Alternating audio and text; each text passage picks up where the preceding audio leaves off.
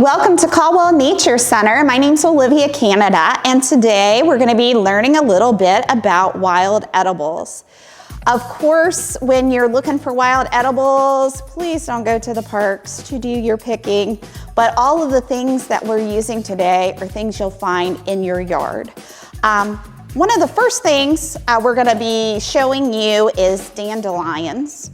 Dandelions, sometimes we call them wish flowers when you're blowing them in the air and they spread and people are like, oh, they're in my yard. But they're actually very nutritious and the whole entire plant is edible.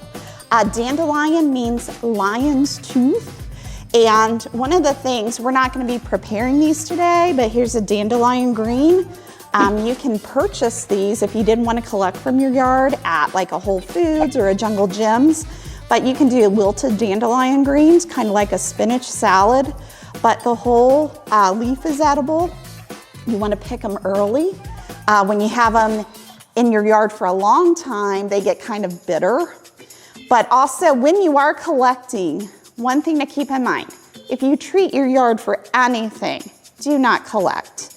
If you happen to have a dog in your yard, do not collect, or do not collect where your dog might go to the bathroom. So those are some things to keep in mind.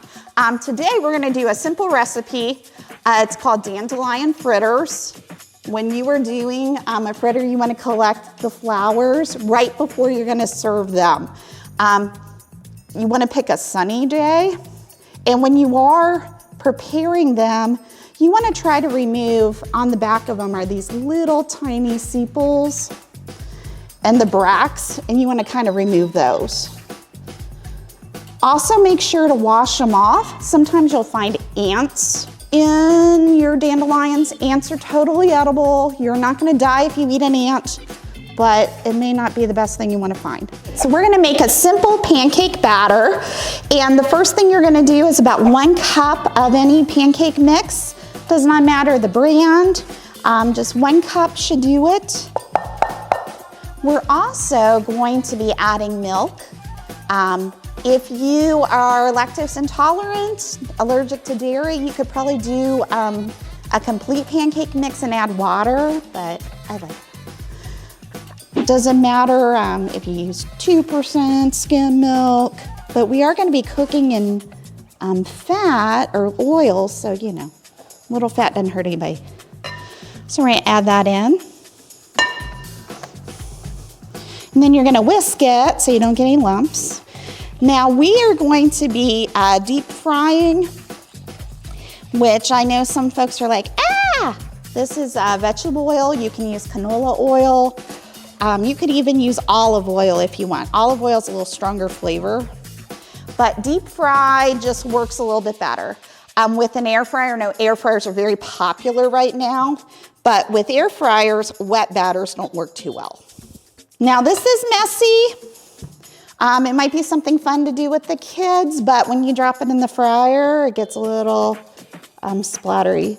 So with clean hands, of course, you're gonna just drop it in. And you want them to get evenly browned. And when you're dipping them, you want to grab where the stem had been, and that'll make it a little easier for you. And then, only takes a few minutes, you're going to put them on paper toweling so that the oil, the remaining oil can drain.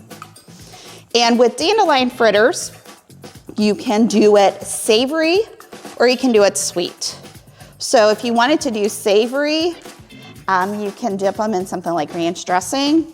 In my household, ranch goes with everything. You could also dip them with honey. We're gonna just lightly salt these. I highly recommend you eat them when they are still warm, because once they cool down, they don't taste as great.